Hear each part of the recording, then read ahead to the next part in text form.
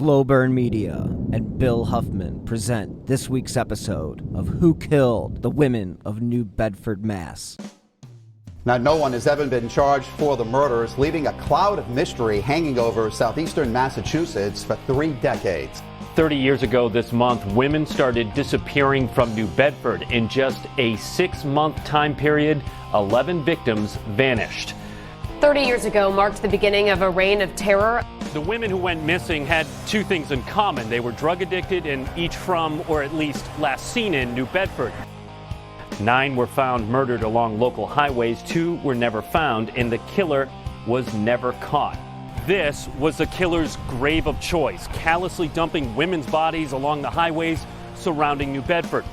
You always have hope. You always have to have hope, because without hope you have nothing. The condition of the bodies made it difficult for medical examiners to determine a cause of death, except with 2 victims. Investigators say they were strangled. 11 women missing, 9 bodies recovered. Maureen Boyle covered the highway killings as a reporter and is the author of the book Shallow Graves that chronicles the crime spree. He knew all of the women who were found dead. He had ties to all of them. Investigators found the remains of 9 women between the ages of 19 and 36 years old. Some detectives wondered if the killer intentionally dumped the bodies outside New Bedford city limits so New Bedford police wouldn't have jurisdiction over the crimes. At 5, we revealed how the killer has never been brought to justice. New at 6, we look at who police had on their radar screen and what happened to the accused.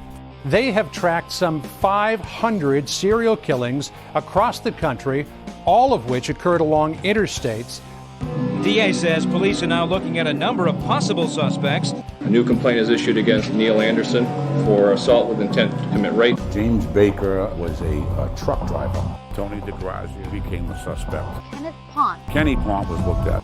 I wish to state that I demand that your harassment of me be stopped immediately. He knew all of the women who were found dead. He had ties to all of them. Thank you, Steve. We have breaking news now out of New Bedford. Good afternoon, everyone. I'm Doreen Scanlon. A one-time suspect in the unsolved highway killings has died. 61-year-old Kenneth Pont was found dead in his New Bedford home Tuesday. Pont was the only person ever charged in the murders of 9 women whose bodies were discovered along Route 195 in the late 1980s. Pont was indicted in the murder of one of those women, but was cleared after a lack of evidence. His name resurfaced in 2007 when investigators began digging in his backyard, and the former attorney was arrested for stealing. In November, an ABC6 investigation on the highway killings found Pont had another run-in with police over the summer when he says a woman held a knife to his neck. But her version of the story is that Pont revealed secrets of the killings. That case is ongoing. At this time, Pont's death does not appear to have been suspicious.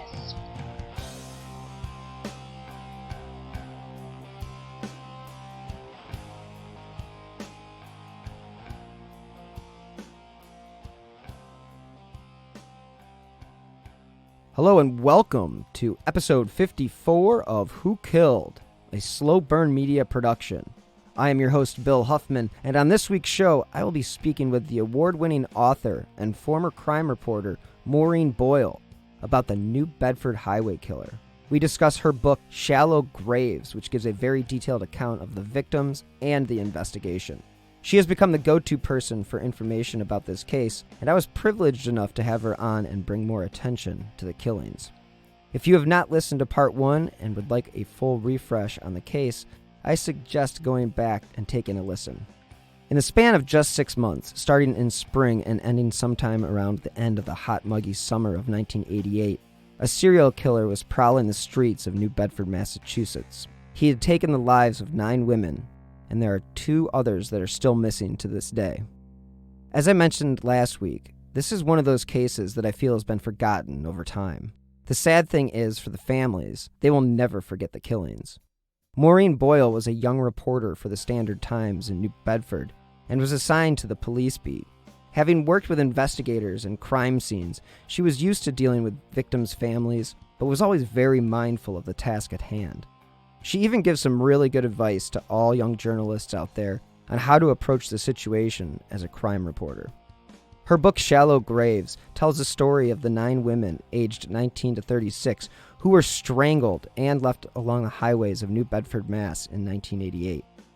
Now, Boyle is quick to point out that all the women had troubled pasts and suffered from serious drug addiction, but she makes it clear that these women were not involved in prostitution as much as they were addicted to heroin. With her book, she has given the victims and the families another reason for hope as she continues to make presentations about the case and sign copies of her book. I will provide a link in the show notes on where to buy Shallow Graves. Currently, Boyle is the director of the journalism program at Stonehill College in Easton, Massachusetts. With her work, there is a renewed sense of hope that this story won't be lost to the annals of crime, but actually can be solved. As we discuss in a lot of these cases, the older they are, the more pressure is put on finding answers, because before you know it, the killer or the victim's parents or siblings may not be around to see a resolution. I hate to keep saying this when it comes to cold cases, but it must be said. The public is key to solving this case. These women were addicts, looking for a fix, and they could put themselves in a stranger's car for a deal and never be seen again. As we've seen in the Green River Killer case, Gary Ridgway was able to revisit the same spots to pick up his victims, and he got away with it for more than 30 years. The problem with a case like the Green River Killer and the New Bedford Highway Killings is there aren't a lot of people willing to talk about some of the seedier sides of a town that is not really known for its drug issues. Plus, these people, drug dealers and drug users, are trying to stay off the police radar, so they aren't going to be run into the police station if they see something amiss. The heroin addiction these women faced in the late 1980s was not something that was discussed as much as opiate addiction may be today. These women were known to be addicts, so they could disappear for a few days without anyone knowing. But generally, these women did not live on the streets and would be around. As the bodies were being recorded at the coroner's office and the missing reports were eventually made, Maureen Boyle was able to see a connection. Investigators worked their side of the case, while Maureen worked hers. Our conversation was very enlightening, and she really does keep this fight going for the families. Again, there were 9 bodies, 2 missing, in just 6 months of 1988 in the city of New Bedford, Mass. So now let's join my conversation with the award-winning author, Maureen Boyle, and discuss her book, Shallow Graves, The Hunt for the New Bedford Highway Killer, on this week's episode of Who Killed the Women of New Bedford, Mass. I'm very lucky to have you. I appreciate you joining me. Thank you so much. Thank you so much. And thank you for spreading word about this case. That's one thing that I have noticed. So I've started in the true crime podcasting thing about 2 years ago. I've been a producer at some of the local news stations here in Cleveland. And one of the cases that I did originally was about Amy Mihalovic, and that happened in 1989. And when I was researching her case... Is that the girl who disappeared from a mall? Yeah. So she disappeared from the plaza from Bay Village. And I grew up, we were the same age. And she actually was about 3 miles from where I lived. So it was something that I grew up with, and that was what my first podcast series was actually about. But during the research, I came across the New Bedford Highway serial killer investigation, and I was, to be honest with you, shocked that I didn't know more about it. And I feel like that's just a shame. Yeah, and there's a reason why. There's a reason why a lot of people don't know about the case other than those that are in New England. And part of it has to do with the time. In 88, 89, and even 1990, the internet was fairly new to the general public, so that you didn't have people on Facebook. You know, you didn't have social media. You didn't have Twitter. You didn't have, that immediacy of, yes, this is going on. That wasn't around then. People were relying on their local newspapers, their local television stations, and the network news. And while the case was on a couple of network programs, but not like you might see today. I was going to ask you about that as far as what the national coverage was. Did they originally, because I read on the blog, on your website, you talk about, in a lot of these cases, hindsight is 20/20. You don't know the bodies are piling up until it's too late. In a lot of these cases, like you said, it's the era that it was in also. The fact that they were sex workers too, I think. step back a bit about Okay. them being sex workers. Okay. There were a few of the victims had a record for prostitution arrest. Okay. But these were not sex workers. And even that term workers, I really find misleading. That gives the impression that somehow women are making money and sustaining themselves through sex. And that is not the case here. That is not the case here at all. This is a case of women who were addicted to heroin and cocaine and were out and about in the city. Now, perhaps they were in situations where they were very vulnerable. And a couple of them did have records for prostitution, but not all of them. These were not the regular women that were on the street who were very, very desperate for money for drugs. A number of these women had no record for prostitution. And that's something that people seem to forget. And it's something that really annoys, irritates, and hurts the families of these women. I can see that. And I appreciate you clearing that up. Yeah. And because I had this discussion online with one person who took issue at one of my speaking events and started going on about how I was disrespecting sex workers. And I said to her, that, and I don't know if she quite understood this, but these are not workers. These are not people who are, getting a paycheck at the end of the week, that they get overtime, that they're, clocking in and out. In this particular case, the unifying factor in all of the cases is the drugs.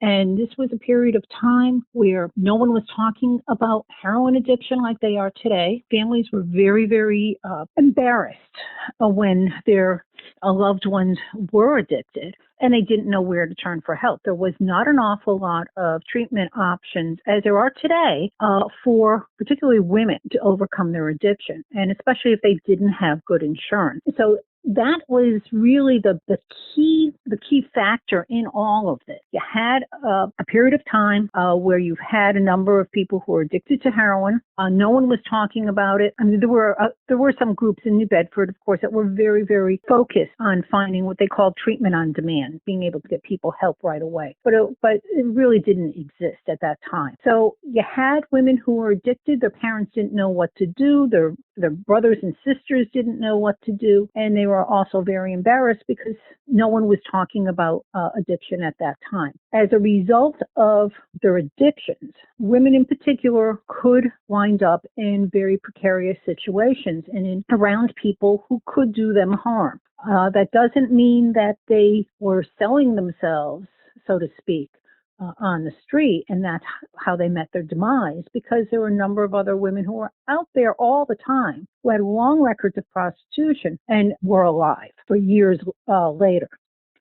So I really believe it is more the addiction element here than the prostitution narrative that a lot of people throw out there as it being it's simplistic. It's a way to say, well, you see, they were in this situation and of course this happened. And that's really not the right way to look at it. Women were out there perhaps in very dangerous situations because of the disease of heroin addiction. So I just wanted to make that point very, very clear. I think that is very important for the listeners to know that, because a lot of these cases do get kind of bogged down by what the public perception is. And if the public perceives it to be something that it's not, and it needs to be cleared up, especially since we're in a day and age where we can do that. And you've obviously gone about it with your book and doing all your presentations, your podcasts, your talks. I mean, all the things that you've been involved with, you're getting the word out there now much more than I can imagine it was in 1989. I was only a 10-year-old or 11-year-old kid at the time. So I do recall the big thing being crack and the big thing being say no to drugs and cocaine. But you're right. They never talked about heroin. And I never saw it. I mean, I never heard about it. It just didn't seem to exist. Yeah. In the greater New Bedford area and in Massachusetts, while there was a lot of discussion where you were concerning crack, in this area, crack, at least in New Bedford, in the New Bedford area, really did not take hold. it was primarily coke, regular coke, and heroin, which was interesting. It was, while other parts of the country were really dealing with crack, that was not the situation in New Bedford. It was heroin. What was interesting during this period of time with the women, they didn't all disappear all at once, and they weren't reported missing all at once. And because they were adults, and during that period of time, things weren't computerized, their disappearances in many ways, well, they did fall through the cracks. One woman was reported in Fall River, and a couple of women were never reported missing. Some of the women were reported weeks after they went missing. There was only about 2 who were reported very, very quickly, within a few days. But so there wasn't this, oh my God, Jane Doe didn't show up for work today, and she's not in her apartment, and oh my God, what's going on here? There wasn't that alarm was not sounded in many of these cases right away. And a couple of them there were, and family members went out looking for them, not realizing until, months and months and months later that while they were looking for the person, they were most likely already dead. Yeah, I think that's the one thing that's unfortunate when you have a serial offender like this. You kind of are waiting for them to slip up. And what I was going to ask you before is, what was the what are the demographics like in New Bedford? I read that it's a fishing town. It's a beautiful town. And just give the listener a little bit of an idea of what the town was like in 1988. In 1988, and to a certain extent still today, primarily Catholic. It is a large Portuguese population, Portuguese and Irish and French. Most people can trace their route to another country. There are a number of immigrants, first or second generation. You will often hear people speaking Portuguese in the city. There's great restaurants. Primary industry is the fishing fleet, which is a very, very difficult job, to say the least. I was going to ask you if you thought that could be one of the driving factors behind some of the drugs, the cocaine and the heroin, as far as like self-medicating and keeping yourself going. Yeah. Well, when people, that's a very touchy subject on the waterfront and in the fishing industry. While there are some individuals who are on boats and are using drugs, a large number of people are not. So that those that are fishermen in the city don't want to be portrayed with this, broad brush that, everyone who's out to sea is using drugs to keep going. They do have to stay alert out there, but not everyone is out there using drugs to stay awake. I think that's a minority of the population. Yeah, I wasn't trying to paint a broad stroke across the industry or anything like that. I was just referencing the amount of wear and tear on the body and just not having access to proper, even medical care on some of those boats, not necessarily getting, even like the workers the work we talked about before, some of them don't come with benefits. So very, very, very true. And I'd say that the fishing industry, it is very, very rough. People are out there for, weeks on end, and then they're back home for a period of time. So it is a very intense industry, very focused. Do majority of the fishermen stay there all year round? Yes. Okay. There are some fishermen that come up from fishermen who come up from Florida, often during the summer months. And they did look at that as any of the fishermen who are coming up from Florida as possible suspects. They examined that theory. But most of the fishermen are local. Okay. Yeah, I was wondering if that was involved with that. Yeah. The community of New Bedford is very rich in history. It was part of the Underground Railroad for slaves that were fleeing north for freedom. Many of the same buildings that existed way back when are still there. The city's done a very good job in the historic district of trying to recreate what was there while keeping the buildings alive with new purposes and restaurants and things like that. I like to call that New Bedford and the surrounding area sort of the hidden treasure of Massachusetts. People keep on, they say, oh, that's a terrible, terrible place. I say, oh, yeah, keep saying that so it remains affordable, but it really is a hidden treasure. We vacation up in Michigan, in northern Michigan, and literally there's no stoplight in the town, and I'd rather have nobody know where that is, because it is the most beautiful place, and it is one of those, I love towns that are able to take that history of what they're known for and able to utilize what architecture is still there, because I think that's what really brings out the personality in a city, especially in New Bedford. Yes, and New Bedford is primarily working class, very much a working class community. Today, there's really a vibrant arts community also. But then working class, hardworking people, very family oriented, very close knit community where people know each other. And that's what I think was very frightening about this case is that because it's such a small community, even though it's a city, that someone could do something like that and no one knows who it is. That is scary. This isn't New York. This isn't Cleveland. This isn't LA. This isn't Dallas. This isn't Miami. It's hometown USA city, New England, where people stay. They're born there. They may move to the suburbs. They may not, but they always have that tie to the city. To think that there is someone that could be behind them in the supermarket, could be next to them at church, could be at the desk to them at work, that it could be someone that they went to grammar school with, that they went to high school with, that may have dated their friend, that may have been friends with their brother or cousin.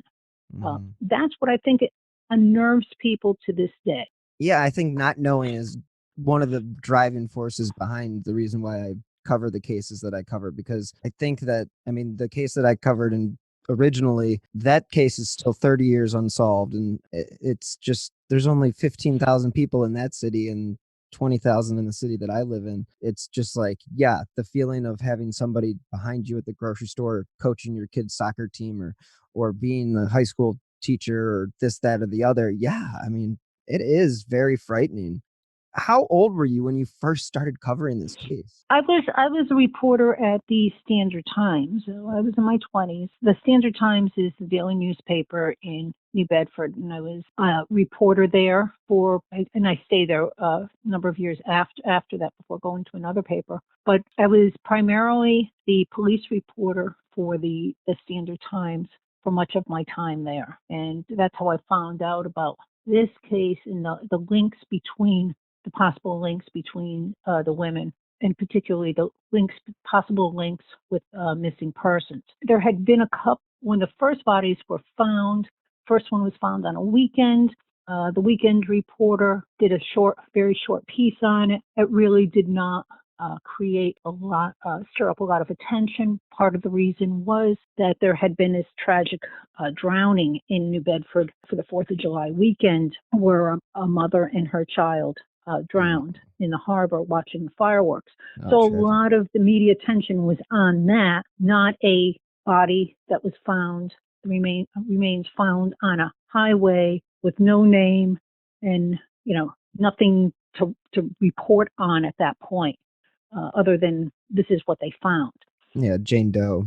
You got it. And, there was no ID, there was no wallet, there was no license, there was nothing at that point. Yeah, there wasn't really much you could go on at that point at all. Yeah, and then a couple of weeks later, a second body was found along another highway nearby, right outside of New Bedford, and that again was on a weekend, and that was in the same weekend of a major bike race in the city, which also there was a lot of focus on that.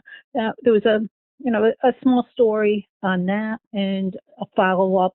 Does anyone know who these people are type of thing? And no one came forward. And then later on in the summer, one of the detectives had mentioned to me that there had been a number of missing persons, women who had gone missing, that he just didn't feel right about, that they seemed to meet a certain profile, primarily either drug use, and where they may have hung out. And I checked the missing persons reports, and there they all were, and they all had the same, characteristics. And we did a piece on missing persons, the women who had gone missing, reported missing, those that we could confirm with the families. There was one woman who was not included on that initial list because I wasn't able to make contact with her family at that time. And then it all broke after that. So are you technically the one that broke it as far as the connecting the dots, or were the investigators already? There was a detective by the name of John Dextrator.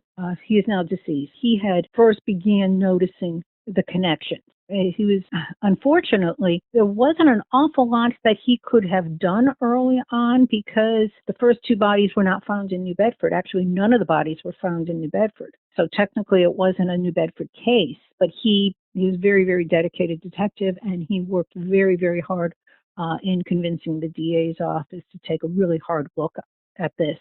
And then the bodies started showing up. I'm just trying to imagine in the 6-month span of, at least from the research, the first body appears, and then at the end of the day, you end up with 11 total bodies, or? No, there was 11 women who were reported missing. Okay, right. And only 9 bodies have been found. They all went missing between March, they believed all of them went missing between March of 1988 and September of 1988. So there's that very short window there. And the women were found between July of 1988 and April of 1989. So there's sometimes people think that the killings happened over a 2-year period when it was only that short window, but that's crazy. They were discovered into 1989. Yeah, and 2 of the women still remain missing. They have not been found. And that's something that the families really need to know, where these 2 women are. One of them is Christina Montero, and the other one is Marilyn Cardoza Roberts. The families. So the families, you've obviously been in touch with a lot of the families. How do you go about when you're, a young reporter and you're interviewing these families about their unfortunate circumstances, obviously? And I've been there to a degree, but how did you approach it as a young reporter? And as a police reporter and as a reporter in general, I've interviewed grieving families a lot. Mm-hmm. I did it in New Hampshire. I did it in New Bedford. It was not something that was new to me. And my thinking always has been, and it is to this day, that I would rather, there's some reporters who will not interview grieving families. They just can't do it. And that's fine. My feeling is I would rather do it myself and know how to do it and not make it a horrible, horrible experience, or even more horrible than what they are going through. I would rather do it and be sensitive and not make their worst day, week, month even harder. So it's not about me, it's about the family. That's really good advice for any journalist. It's not us. It's not us. It's the people that you report on. It's the people whose stories that you are telling. That's what's important. It's not how I feel. It's how they feel. Yeah, I try to make sure that I don't emphasize too much about the killer. I try to focus on the victims, and I try to focus on unsolved cases, because those are the cases that need resolution. And with this case, it's just shocking that something like this could have gone on in such a short period of time. And, in some of the clips that I was listening to from back in the day, I mean, they were kind of, some of the interviews were kind of crass. I mean, the way that they approached it, I don't know, it just didn't seem like they were giving it 110% or 100%. I don't know. That was just my perception, but. And in that, that's good perception. There were some reporters that handled it with great class, and there were some who were just. I was appalled. I was absolutely appalled seeing how some reporters acted during this period of time, whether it was staking out the school of the daughter of one of the victims. She was in middle school at the time, and there was a camera crew out in front of her school. I mean, there were some things that just everyone was looking for their edge to the story and to move it forward, and forgetting that you're talking about real people. And there did become this mob mentality because it was, as time went on, there was more and more media attention on the case. Mm-hmm. However, that said, the local media, the Channel 6, 10 and 12, they were very, very tasteful for the most part, because they would be back in the city at another time. Mm-hmm. They weren't just parachuting in. And the reporters for the Boston Globe, John Ellerman in particular, he was very, very good with victims and very thoughtful in his reporting, as well as many of his colleagues that he was working with. Yeah, I read a lot of John's articles, actually, and he did approach it very professionally, and that is a shame that the families, like you had mentioned before, I mean, you don't need to make their day any worse than what is already going on, and that's just adding insult to injury if you're suffering through that already. So as far as suspects go, was there anybody that had jumped off the page when you were investigating that you thought, oh, this guy, it's got to be him? That's the problem. There were so many people that you thought this could be him. As I was doing my reporting over the years, there was different times, and I would turn to my colleagues and go, they're going to solve it. This is the person. And then, a couple of weeks later, it's like, no, this is the person. Or that's the person. And that really is what makes this case so frightening, is that there were so many people that could have been the killer. The means and motive. when you think of that, it really is chilling that there'd be so many different people. Because at one point there was at least a dozen people that were under investigation. And when you think about that, to realize that there were that many people in your community that could possibly be this killer, I think that unnerved a number of people and still unnerves people. Understandably so.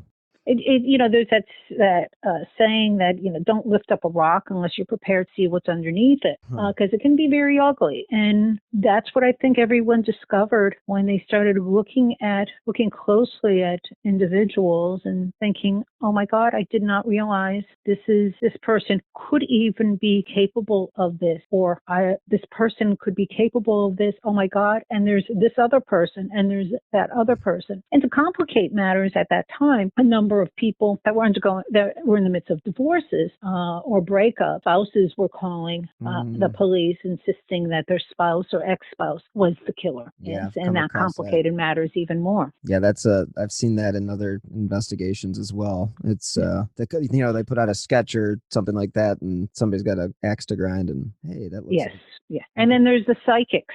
There was a lot of psychics who came out of the woodwork. Oh, I bet. Yeah. I bet 1989 was probably the peak psychic. I mean, peak psychic time, if you really want to think about it. I mean, I can just picture Geraldo and Phil Donahue having, psychics on their shows. And I actually grew up 4 blocks away from where Phil Donahue grew up. So just a funny thought.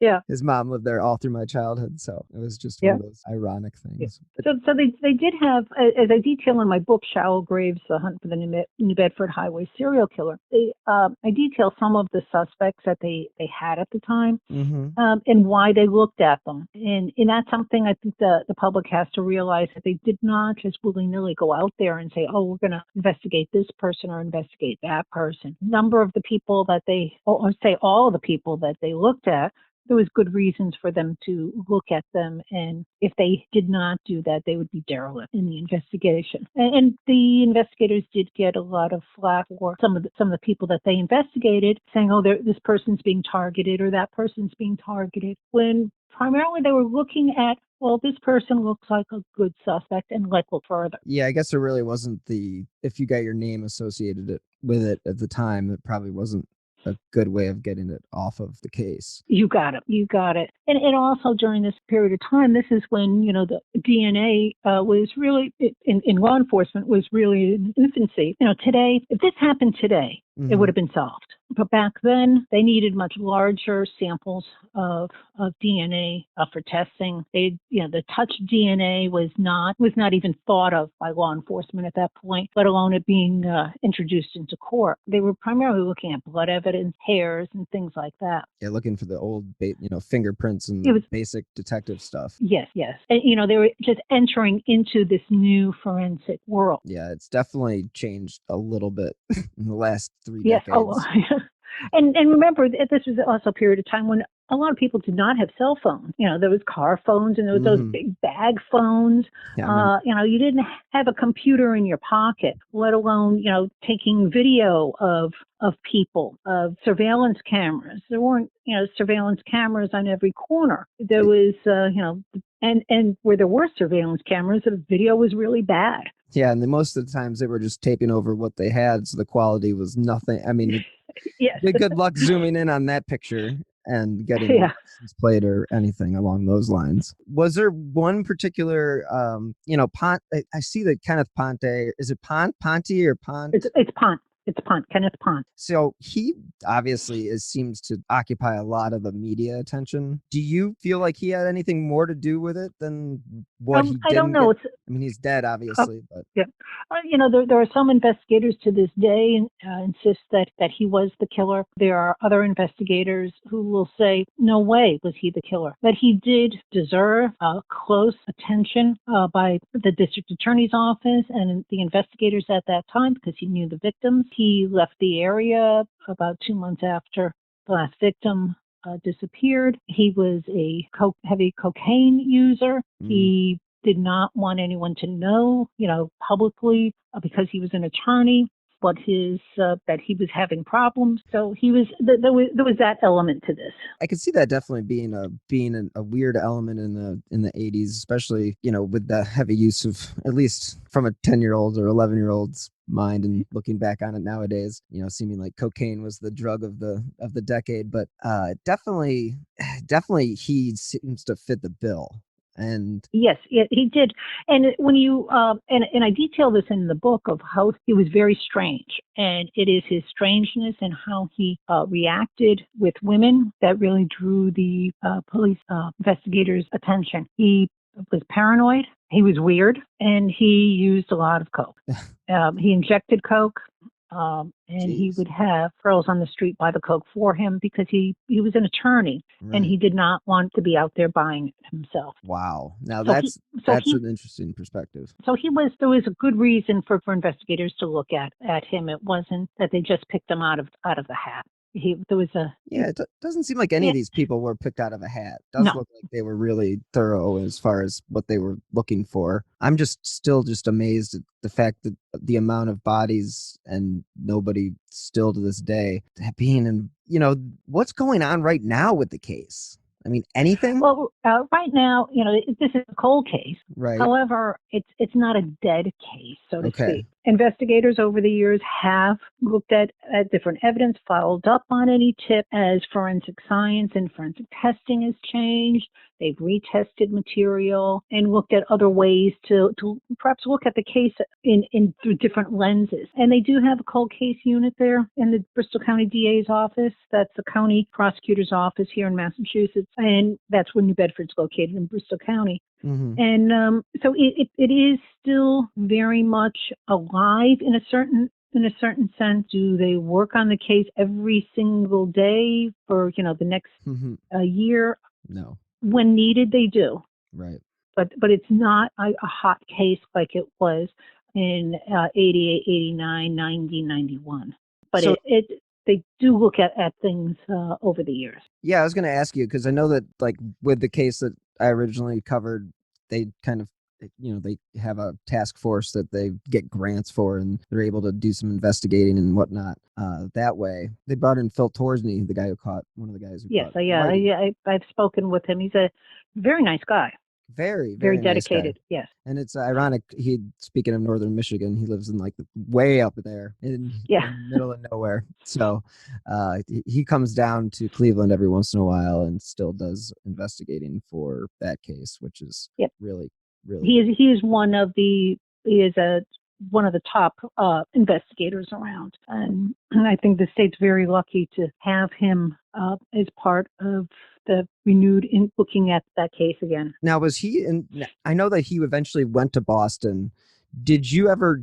You just mentioned that you had actually spoken with him. Did you speak with him about this case? No, about something else. Okay. I was just wondering if he had any involvement. Did the FBI have any involvement in this case, or was this just all local jurisdictions? They did have some involvement because the DA's office reached out to the FBI, reached out to Quantico for assistance in profiling, how to interview people, as well as some forensic analysis of evidence. So the FBI was not the lead in this case. It was a state case, but they did offer help in the case. I did wonder if they got involved, and if they, I know that they've got certain parameters that they have to follow as far as what they get involved in, what they don't. But I just didn't know if there was like a certain, because the numbers are so high, I didn't know if they were involved more than what I had read. They offered help to the investigators and direction and things like that. How long did you work on Shallow Graves before you actually went to publish? Some people could say that I had been working on it for 30 years. Right.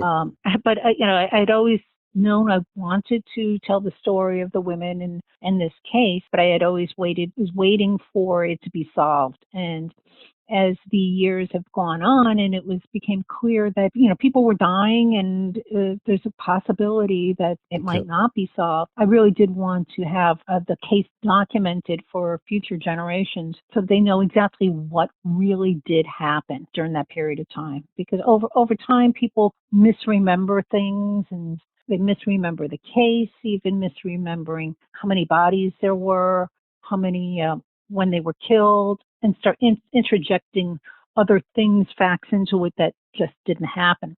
So I started working on it. It was published in 2017. Started working on it about 2 years before that. Okay. Yeah, I think that you've hit the right time to kind of, I noticed that on your website you're still doing presentations and on the book, and I'm assuming those are mostly on the East Coast, but hopefully this case will get back into the national spotlight. And I know that the local area, as far as the media coverage goes, when I was researching this case, there was definitely a lot of local coverage, but it's one of those cases. Yeah. Seems like you had said, people misremember things, people forget things, cases kind of blend into other cases. And it's hard to necessarily determine which case is which. And I think that's why a book like yours and the publicity that you do for it, I think, is invaluable to the families that are involved, the victims, and everybody that's involved. I think it's invaluable, and I'm happy to have a platform.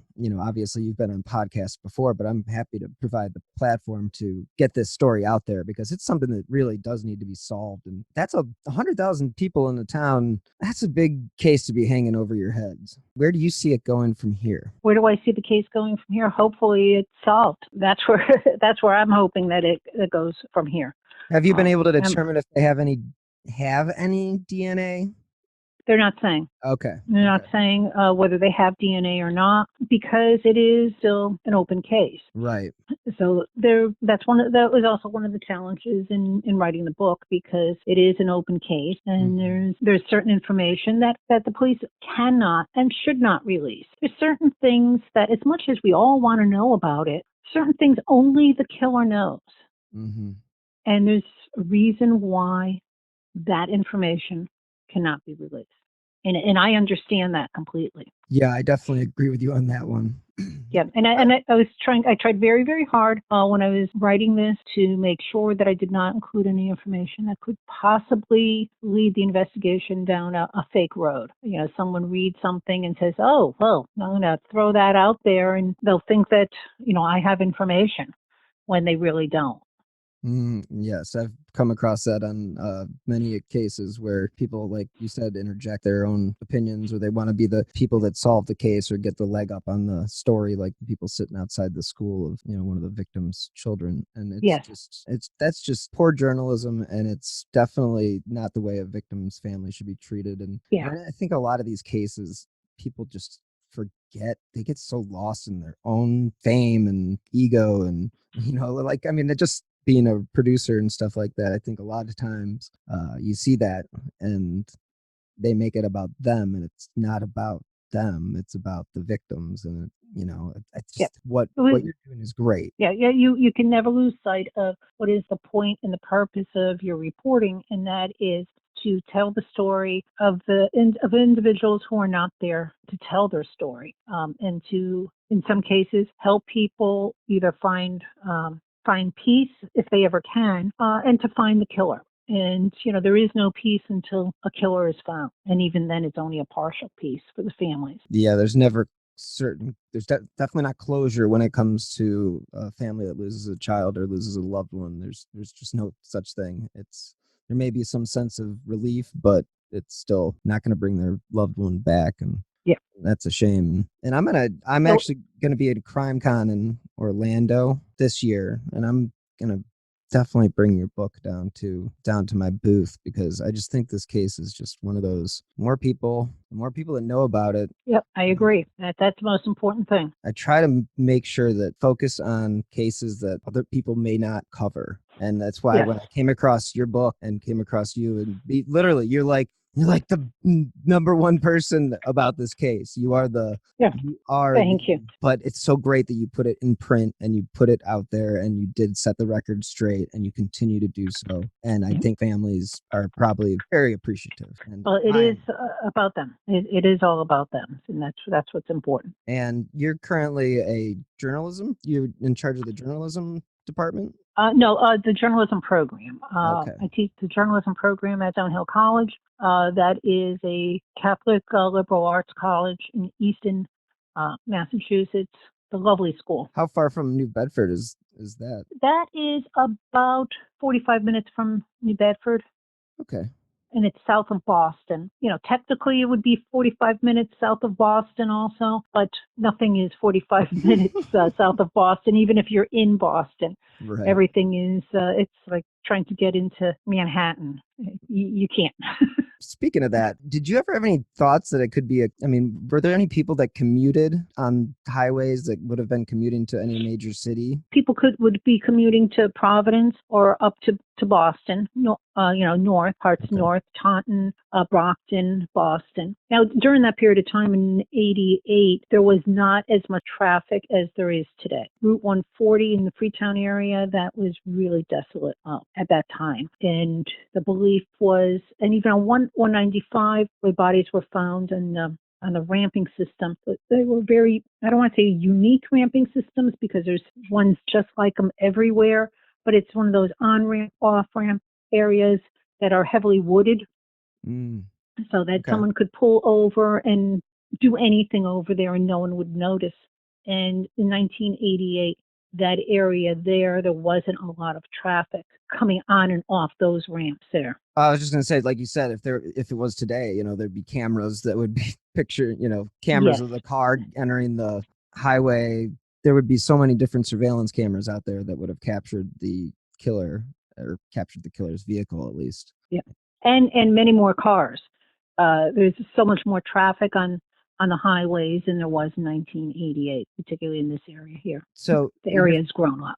Do you know what have they said the exact thing that they've used to connect all the victims? Is it certain fibers or? No, they're not saying that. Okay. Yeah. I gotta ask. A lot of it has to do with the victimology and where they were found, and how they were all found in a tight area in a short period of time. They were killed within a relatively short period of time. And I have just one more question, because I know you are very busy and you've probably got 8 million things to do today. Do you think that there's any possibility that this could have been two people working together, or is this just you think this is one person? It could be two people. You should never, rule out anything in any case. And there's a possibility that it could be two people. It just seems like with that quantity in that amount of time, or in that short period of time, that's just the only reason I brought that up. So, but I really appreciate you coming on the show, and thank you so much for sharing this story. And I will continue to promote your book. And again, tell the listeners where they can find your book. All right. Well, thank you so much. It can be found on Amazon, Barnes & Noble, and any of their local bookstores can order it. And then you also have a website. Shallow Graves, thebook.com. And there is also on Facebook, Shallow Graves, Hunt for New Bedford Serial Killer. And people can reach out to me on Twitter. It'd be Maureen Boyle, Boyle 1 on Twitter, or my author page on Facebook. There's another second Facebook page, just simply Shallow Graves. And, we post different information on that. It's an open page, so they just have to click like. Okay. So people, if they have any information, they can submit information to you if they actually know something? Certainly. That would be wonderful. Yes. Excellent. All right. Well, thank you so much, Maureen. I really do appreciate it. And I hope you have a very safe week and a great day. All right. And thank you so much for having me on. I greatly appreciate it. No problem at all. Thanks. I love getting attention to important cases like this. Thank you. Take care. Bye-bye. Bye-bye. Thank you guys so much for listening to this week's episode of Who Killed. I would also like to thank author Maureen Boyle for joining me this week to discuss her book, Shallow Graves, The Hunt for the New Bedford Highway Killer. I hope she was able to bring some new ears to this case, because this is one of those that has kind of been lost in cracks of time and really still needs to be solved, even if it's been 30 years. And thank you guys for tuning into my other show, My Passion Case. I'll be dropping new episodes every Monday, and it's a show where I interview true crime personalities about the cases that they just can't shake. This week's episode will be covering the Golden State Killer, and I will be talking with Mike Morford of the Criminology podcast. If you enjoy Who Killed, you can help support the show by clicking on the donate button on the right-hand side of slowburnmedia.com. That is slow minus the W, or via the Venmo app with my username @Bill-Huffman-3. I will also provide a link in the show notes. Any amount is appreciated, and it really does help keep the podcast running. Now, for the second year in a row, I will be representing Who Killed and My Passion Case on Podcast Row at CrimeCon 2020 in Orlando. If you guys have never been, it's a must for all true crime fans. It really does give you access to all the personalities that you've seen and heard from throughout the years. If you do enjoy this episode or this show, please leave a 5-star review on Apple Podcasts or wherever you listen to your favorite podcasts. That will also help keep the show in the spotlight and also keep the cases that I cover in the public's eye. I will be dropping new episodes of Who Killed every Friday, and if you'd like to stay up to date on the cases that I've covered as well as the new shows I have in the pipeline, please follow me on Twitter @BillHuffman3. Thank you guys so much again for listening, and until next time, be safe.